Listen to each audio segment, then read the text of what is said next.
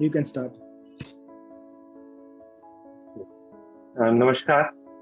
I am Dr. Aditya Kumar Sharma, Senior Consultant and Head of the Department Urology and Kidney Transplant, Apollo Medics Super Specialty Hospital, Lucknow. Today's topic for discussion is urinary tract infection, or in short form, what is known as UTI. UTI अपने आप में एक बहुत common condition है. UTI can happen to people of all ages, including children to even elderly. UTI पुरुषों और महिलाओं दोनों में ही हो सकता है, लेकिन महिलाएं इसके लिए ज्यादा प्रोन होते हैं. इसी तरीके से बच्चों में भी गर्ल चाइल्ड में यूरिनरी ट्रैक्ट इन्फेक्शन का इंसिडेंस ज्यादा कॉमनली देखा जाता है. पुरुषों और महिलाओं में बार बार यूरिनरी ट्रैक्ट इन्फेक्शन होने के रीजंस डिफरेंट हो सकते हैं. महिलाओं में यूरिनरी ट्रैक्ट इन्फेक्शन कॉमन होने का एक रीजन है कि यूरिनरी जो ट्यूब होती है यूरिथ्रा, उसका लेंथ शॉर्ट होता है, तो कोई भी इन्फेक्शन इजीली ट्रेवल कर सकता है इनटू द यूरिनरी ट्रैक्ट.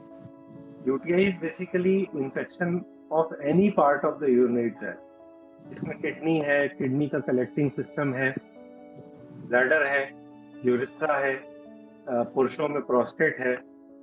तो ये पूरे किसी भी हिस्से में यूरिनरी ट्रैक्ट इन्फेक्शन, अगर कोई भी इन्फेक्शन होता है तो उसको हम in short urinary tract infection मानते हैं. यूरिनरी ट्रैक्ट इन्फेक्शन के सबसे पहले समझना चाहिए कि क्या सिम्टम्स होते हैं. ये काफी कॉमन कंडीशन है.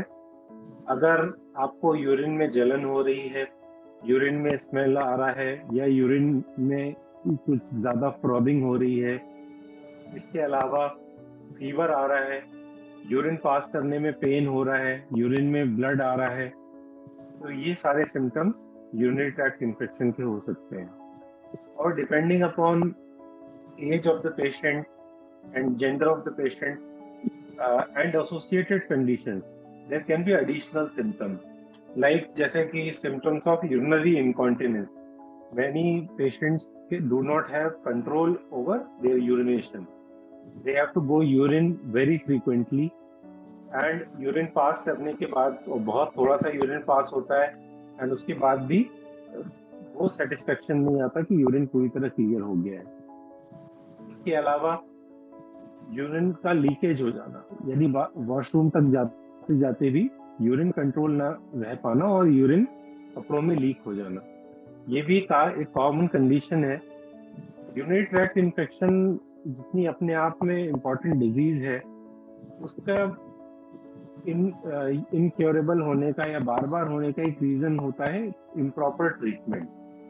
मेनी टाइम्स एंटीबायोटिक थेरेपी, जो कि ब्लाइंडली विदाउट किसी गाइडेड ट्रीटमेंट की जाती है, तो उसमें यूरिनरी ट्रैक्ट में इन्फेक्शन कॉज करने वाले ऑर्गेनिज्म, जो कि मोस्ट कॉमनली बैक्टीरियल इन्फेक्शन होता है, bacterial organism can modify and become resistant to medication if it is not done correctly.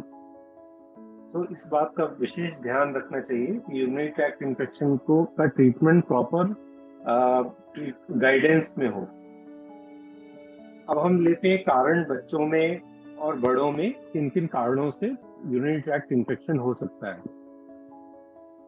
Urinary tract infection बच्चों में इनफैक्ट न्यूबॉर्न चाइल्ड में भी संभव है, और उसके लिए प्राइमरीली रीजंस हो सकते हैं कि कोई एनाटॉमिकल प्रॉब्लम है या एनाटॉमिकल एब्नॉर्मलिटी है यूरिनरी ट्रैक्ट में, जिसमें कि यूरिनरी ट्रैक्ट की जो नली है वो ठीक से नहीं बनी है, ब्लैडर में कुछ इशू है, जैसे पोस्टीरियर यूरिथ्रल वॉल्व एक कंडीशन है जो कि बॉयज यानी न्यूबॉर्न बॉयज में देखी जाती है. इसकी वजह से ब्लैडर आउटलेट ऑब्स्ट्रक्शन होता है और यूरिन रुकने की वजह से इंफेक्शन हो सकता है. वेसाइकोयूरेटरिक रिफ्लेक्स, यानी यूरिन का रिफ्लेक्स ब्लैडर से किडनी की तरफ जाने लगता है, जो कि नॉर्मली नहीं होना चाहिए. ये वो दोनों गर्ल एंड बॉयज दोनों में ये कॉमन कंडीशन हो सकती है.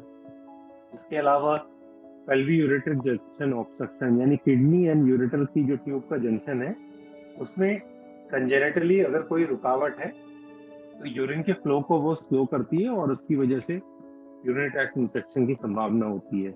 इसके अलावा बहुत सारे वैरायटी ऑफ वॉइडिंग्स डिस्फंक्शन में, जिसमें किसी भी कारण से ऑब्स्ट्रक्शन हो रहा है, आउटलेट ऑब्स्ट्रक्शन हो रहा है, तो इन कारणों की वजह से यूरिनरी ट्रैक्ट इन्फेक्शन हो सकता है। यूरिनरी ट्रैक्ट इन्फेक्शन जब किडनी में चला जाता है या ब्लैडर से किडनी में चला जाता है तो उसमें back pain, high fever, fever with chills, nausea, vomiting, ये चीजें काफी कॉमन देखी जाती हैं। लेकिन जब ये केवल ब्लैडर तक सीमित होता है तो इसमें जैसे जैसे मैंने यूरिनरी सिम्टम्स बताए, जो यूरिन करने में दर्द हो रहा है या ब्लड आ रहा है या बार बार यूरिनेशन हो रहा है, ये सारे सिम्टम्स होते हैं। किडनी में इन्फेक्शन जाने से अगर बार बार ये चीज होती है रिफ्लक्स की वजह से, तो बच्चों में लॉन्ग टर्म में किडनी डिस्फंक्शन का रिस्क बढ़ता जाता है, क्योंकि जो यूरिन, इन्फेक्टेड यूरिन किडनी में जाती है वो रीनल स्कारिंग करती है, तो स्कारिंग की वजह से किडनी फंक्शन डैमेज हो सकता है। इसके अलावा अगर हम आगे आते हैं यानी एडोलसेंट और यंग एडल्ट्स में लेते हैं, तो फीमेल्स में ये इन्फेक्शन बहुत कॉमन है।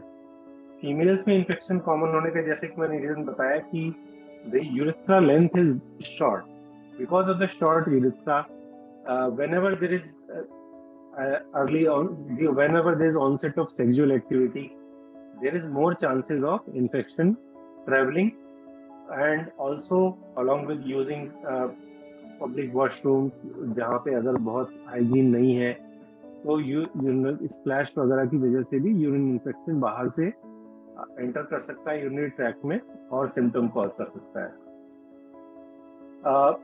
मिडिल एज में यानी 25 से 45 एज की में पुरुषों में urinary tract infection prostatic infection के फॉर्म में प्रेजेंट कर सकता है, जिसको प्रोस्टेटाइटिस भी कहते हैं। ये काफी कॉमन कंडीशन है और प्रोस्टेटाइटिस के सिम्टम्स अगेन पेरिनियम में हैवीनेस होना, यूरिन पास करने में बर्निंग होना, यूरिन का फ्लो कम हो जाना और कंटिन्यूअस इरिटेशन का सेंसेशन रहना, ये सारे सिम्टम्स पुरुषों में होते हैं। हायर एज ग्रुप में यानी 55-60 इयर्स के एज के बाद में पुरुषों में प्रोस्टेट के इनलार्जमेंट की समस्या देखी जाती है, जो अगेन यूटीआई या यूरिनरी इन्फेक्शन कॉज कर सकती है। And also in females perimenopausal और after menopause there is very high incidence of UTI urinary infection.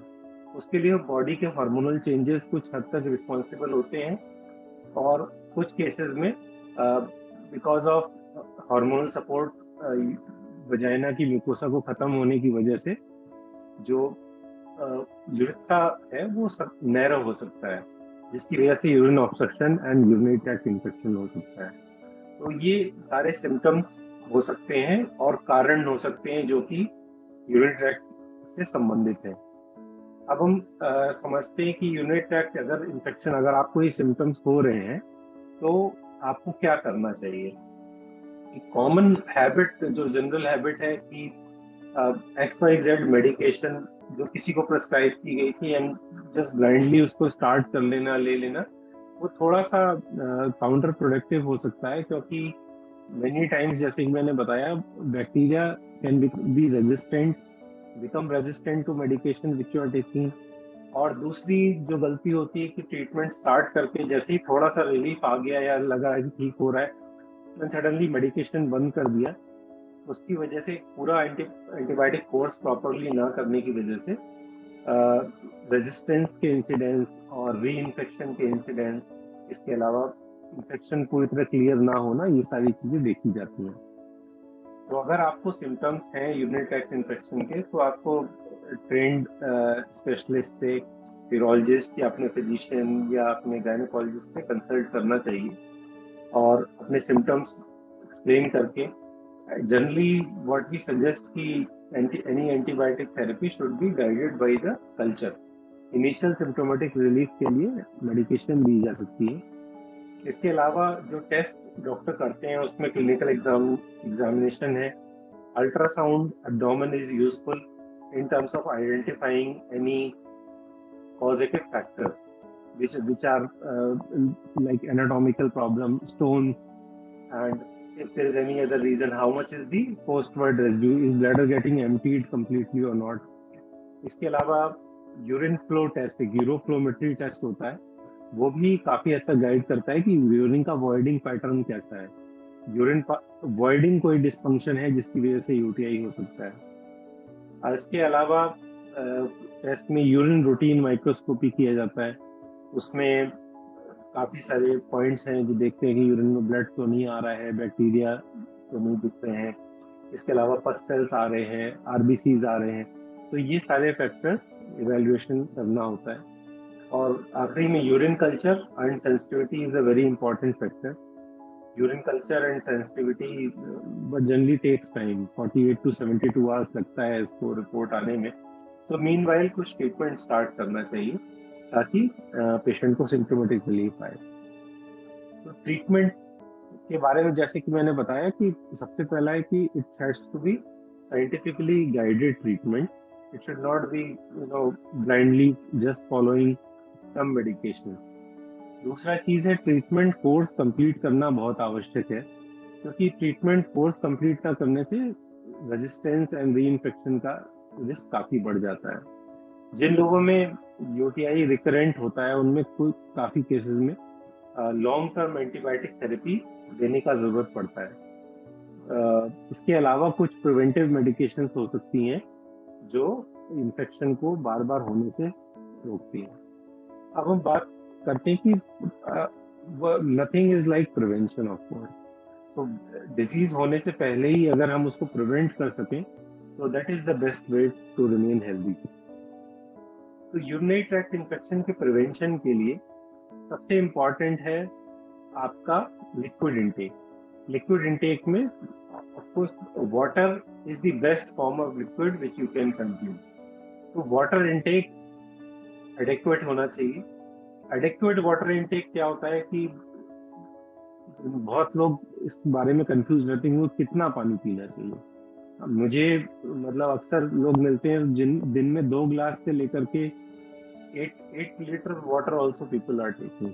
तो इतना वैरायटी है बिकॉज सही इंफॉर्मेशन ना होने की वजह से या तो लोग उसको ओवर प्रिस्क्राइब कर लेते हैं, या पानी बहुत अच्छा है so they are drinking, suppose somebody is drinking 6-7 litre of water, so that is also not required. Idea of the water and liquid intake is you should be able to make at least 2 to 2.5 liter of urine in a day. So to produce 2 liter of urine, because गर्मियों में sweating ज्यादा होता है, तो आपको कम से कम 3 से 3.5 litre पानी पीने की जरूरत पड़ेगी।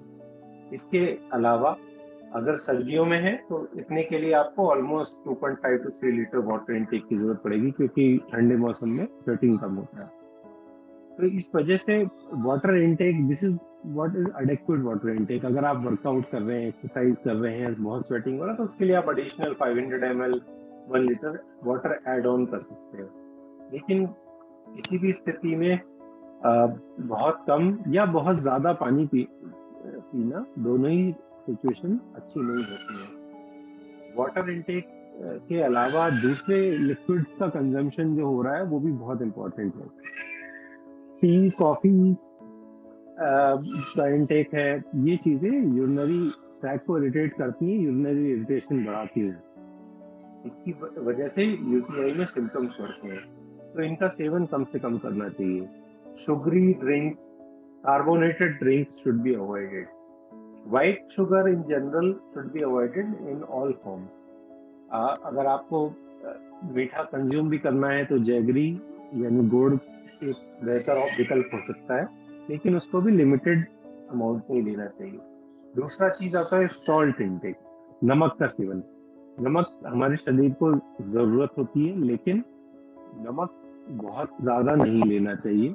बहुत खाने में जनरली लोग नॉर्मल नमक ही लेते हैं मात्रा में, लेकिन जो एक्स्ट्रा चीजें हैं, फास्ट फूड है एंड कुकीज हो गए, नमकीन हो गया, अचार हो गया, ये सब चीजों में काफी सॉल्ट होता है, तो उनका सेवन बहुत अधिक नहीं करना चाहिए। इसके अलावा fruits intake, in general all kind of fruits and specially citrus fruits.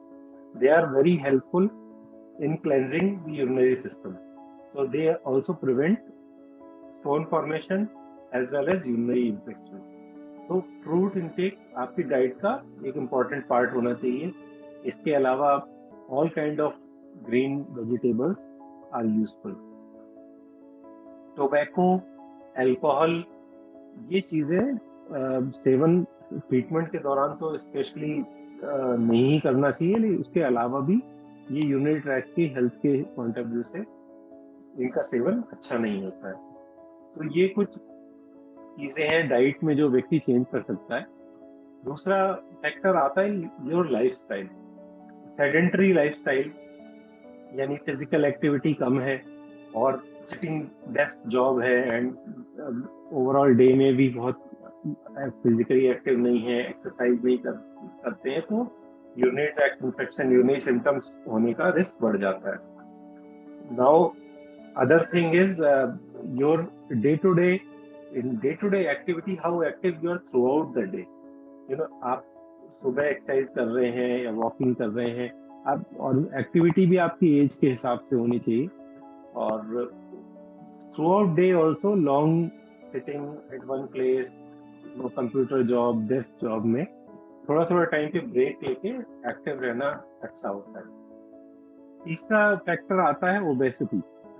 अगर यूरिनरी ट्रैक्ट इन्फेक्शन का सिम्टम्स ओबीज एंड डायबिटिक्स में ज्यादा कॉमन है नेचुरली, क्योंकि यूरिन जो में इन्फेक्शन की टेंडेंसी डायबिटिक्स में अधिक होती है, क्योंकि उनका इम्यून सिस्टम उस हिसाब से इन्फेक्शन को प्रिवेंट नहीं कर पाता है. इसके अलावा ओबीज पेशेंट्स में जो वॉइडिंग फंक्शन है वो भी बहुत एडेक्वेटली नहीं हो पाता है. इस वजह से यूरिनरी सिम्टम्स उनके अधिक होते हैं. तो ऑब्वियसली डायबिटीज अगर किसी को है तो उसका एडेक्वेट कंट्रोल होना जरूरी है. ओबीज पेशेंट्स में डायबिटीज का इंसिडेंस ज्यादा है, सो नेचुरली ऐसे केसेस में यूटीआई की संभावना अधिक होती है. इसके अलावा जो एक इम्पॉर्टेंट फैक्टर है वो है sexual health. Sexual health because जैसे कि मैंने बताया महिलाओं में females are more prone for UTI specially in young age because of sexual activity. Because short urethra the infection can easily travel. So to prevent infection and prevent reinfection again and again, it is very important that both partners exercise good hygiene of intimate areas. Apart from that, they should always wash up and pass urine after having intercourse. In men also, if there is very long gap in sexual activity, sometimes there is infection which settles into the prostate and that causes prostatitis. So ये healthy sexual life बहुत important है UTI के prevention के लिए, both females and mails. सो ये कुछ factors थे जो मुझे लगता है कि मुझे शेयर करने चाहिए थे. And I will be happy to answer if there are any questions regarding urinary tract infection.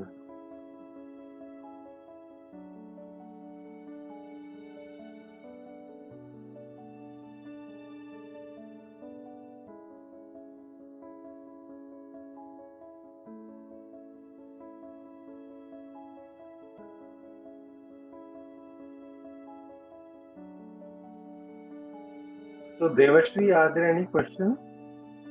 Yeah. No, sir. Almost everything you have covered, right, from the diet and what are the prevention tips that is there for urinary tract infection prevention, and how do we manage in day-to-day life, in females as well as males, sir. So thank you so much, sir. It was really great to have you with us on this platform. Thank you. I'm very thankful for this opportunity.